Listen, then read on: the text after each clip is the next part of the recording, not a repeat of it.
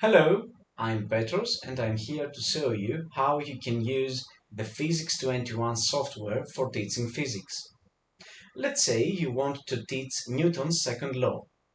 From the software's main menu, select the category Dynamics on One Dimension. From the Dynamics on One Dimension category, choose the section Newton's second law of motion. As you can see, this section contains 17 related simulations. Of course, not all of them have the same importance. The first one covers the theoretical part of the section step by step, while the others are exercises of increasing difficulty. Let's select the first one. The first step we need to take is to use the Help option. In the corresponding text, the objective of the simulation is explained, along with the relevant theory in detail and a description of the program's parameters. In this case, the primary objective of the simulation is to understand Newton's second law. After thoroughly reading the theory, we proceed to the second step. We go to the simulation and locate its parameters in the parameter menu.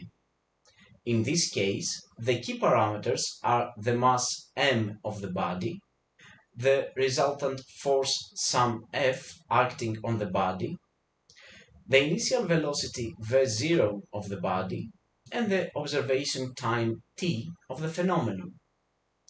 The menu also includes the parameter SR, which stands for simulation rate, which simply determines the speed of the simulation and is not a parameter of the physical phenomenon. The third step is to activate the display of the simulation's vector quantities.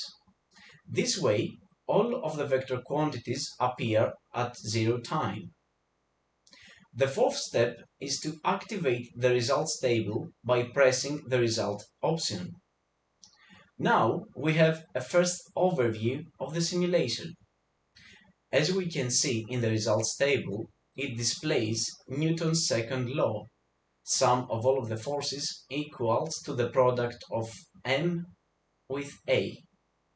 The equation that gives the acceleration a is derived from Newton's second law and the velocity of the body at time 0. We can view the vector quantities in the simulation and their corresponding values in the results table. Steps 1, 2, 3, and 4 make up the first stage of familiarizing the student with the phenomenon of the simulation. The next step, the fifth step, is to observe how the scalar and vector quantities of phenomenon change when we adjust the parameter values from the menu, as well as how the simulation's appearance changes. We adjust the mass m of the body. In the simulation image, we observe the corresponding change in the rectangle representing the body and the changes in the acceleration vector. In the results table, we see the value of the acceleration. As we observe, when the mass increases, the acceleration decreases. Next, we adjust the resultant force sum F acting on the body. We notice the change in the force vector and the corresponding acceleration. The acceleration has the same direction as the resultant force. In the results table, we see the value of the acceleration. From both the graphical representation of the resultant force and acceleration vectors and their values, we conclude that the acceleration is proportional to the resultant force. On the other hand, we see that changing the initial velocity and time does not affect the value of the acceleration. These observations confirm the validity of Newton's second law, which states that the acceleration of a body is proportional to the resultant force acting on it and inversely proportional to its mass. The sixth step is to run the simulation. We observe the movement of the body. In the simulation, we see that the acceleration remains constant while the velocity increases. The results table shows the time and body has been moving, the equations and the values of acceleration, velocity and displacement. We can stop the motion, hide any vector quantities we wish, and hide the results table, allowing us to reflect on the phenomenon's progression. The seventh step is reset. We can stop the progression of the phenomenon and return to the initial state. We can select different parameter values and observe the corresponding results in the results table. There are many combinations available, satisfying even the most extreme choices. The eighth step is clarifying comments about the parameter t. Its value defines the time we observe the phenomenon. Naturally, this time does not coincide with the real time measured by our clock, as it depends on the speed of the computer processor running the simulation. However, the results shown in the table are the same as those that would result from a real experiment. Now, we move forward to the ninth step. Here are some clarifying comments about the parameter SR. Its value determines the speed at which the simulation progresses. If we want to observe the phenomenon in slow motion, we should set a low value for the SR parameter, whereas for fast motion, we would choose a high value. However, the higher the value we select, the lower the accuracy of the simulation becomes. The 10th step is the problems option. In this option, the student has the opportunity to solve problems related to the simulation phenomenon. There are problems where the parameter values are provided, just like in the simulation's parameter menu, and vice versa. The first attempt should be to try solving them on your own. Then we can verify the results we obtained with the help of the simulation. For example, let's say we want to solve the first problem using the simulation. We set the exercises parameter values in the parameter menu, press Run, and once the simulation is complete, we view the results in the results table.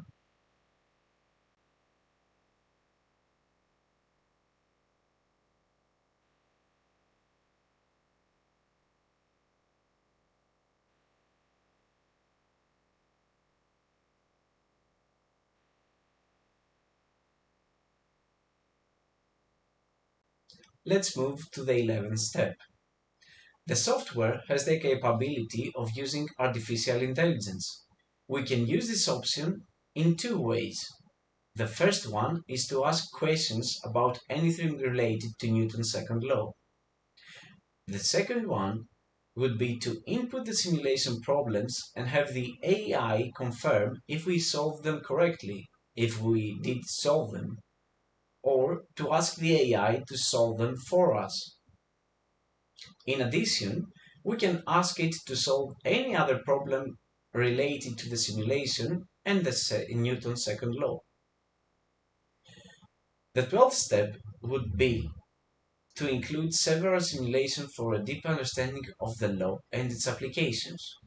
We will show snapshots from 4 other simulations.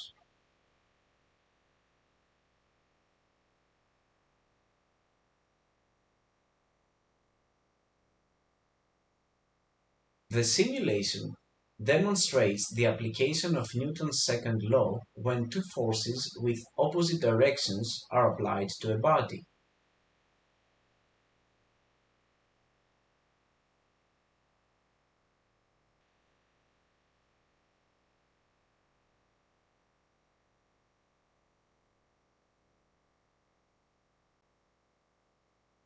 Example 2. In the simulation, Newton's second law is applied during the motion of a body on the surface of an inclined plane with friction.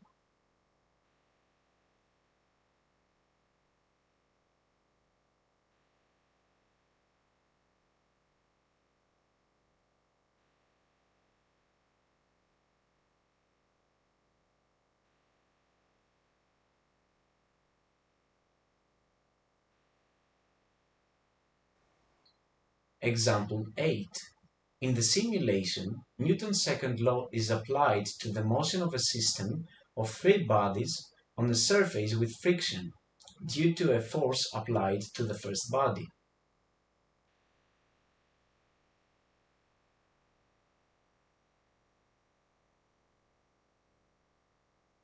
As you can see, using simulations in teaching physics offers many advantages compared to the traditional method of teaching on a static board, while physical phenomena involve changes in quantities over time and space. The user of the software is essentially conducting a real experiment in a laboratory setting out with far more capabilities and options and in much less time. The user interacts, observes, measures, thinks, judges, and understands. The knowledge gained through the use of simulations in a given time is significantly greater than the knowledge that would be acquired by performing the experiment in a lab within the same time.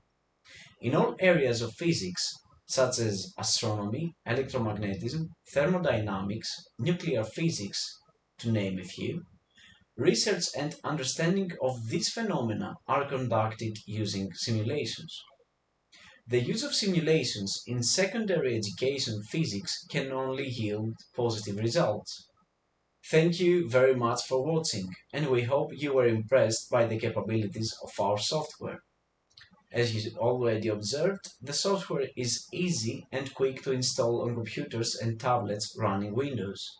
If you encounter any problems, our team is available to provide immediate and effective support. For more information, don't hesitate to reach us on www.physics21.com. Thank you for your time.